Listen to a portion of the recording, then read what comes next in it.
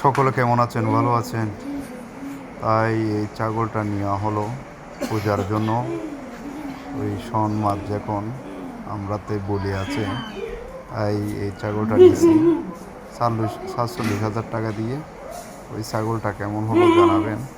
সকলে ভালো থাকবেন, সুস্থ থাকবেন। ভিডিওটা কেমন হলো জানাবেন।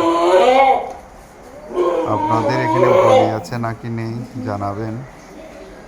ওই সকলে ভালো থাকবেন, সুস্থ থাকবেন। চেষ্টা করি আপনাদের মাঝে নতুন নতুন ভিডিও দেওয়ার জন্য। তো এই আমার ভাই আসলে বাড়িতে গেল, তার কারণে এটা দেয়া।